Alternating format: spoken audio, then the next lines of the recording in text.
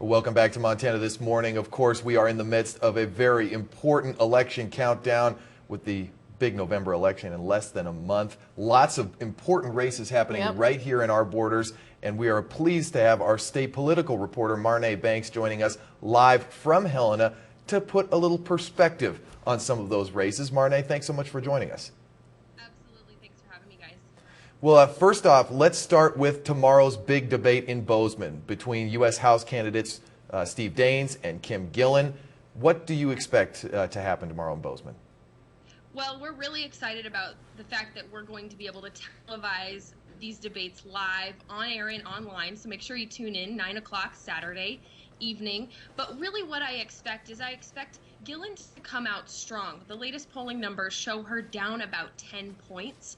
And so she needs to come out strong. She probably needs to throw a few punches. But Daines is feeling confident. I spent a day with him last week. He's feeling very good about the numbers. He's done a lot of driving, but so has Gillen. But it just seems that Romney ticket at the top, Montana seems to be pulling very strongly in favor of Romney, is trickling down into this race because Daines is about 10 points ahead of Gillen. So I expect her to throw some punches. I expect her to talk about Medicare. She and her opponent, Steve Daines, have starkly different contrasts on this issue. Daines would like to look at reforming the Medicare system, and Gillen says no, it's completely off limits. So I would expect some heated debate coming from those two. And Marnee, Governor Walker, of course, in town stumping for Hill. You know, some people obviously don't like that. People like it. What are you seeing? So I was up in Kalispell spending a day with Rick Hill yesterday, and Wisconsin Governor Scott Walker was up there, and he obviously endorsing Rick Hill, saying he's the man for the job, he's Montana's next governor.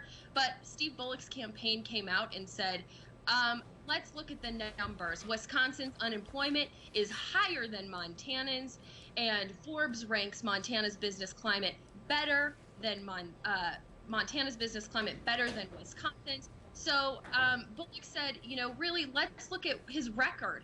Scott Walker, if you'll remember, was the controversial governor who went in and slashed spending and also redesigned the collective bargaining over in Wisconsin, and as a result faced a very controversial recall. And so Bullock's people say that endorsement doesn't really resonate with Montana voters.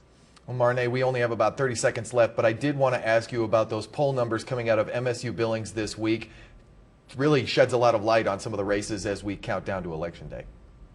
Yeah, and bottom line, guys, is the U.S. Senate race between Senator Jon Tester, Congressman Denny Reberg. All eyes are on that, and at this point, it is still a toss-up.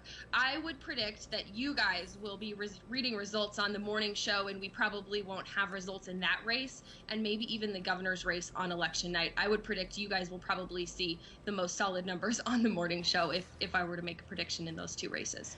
All right. Well, thank you so much for joining us, Marnee, this morning.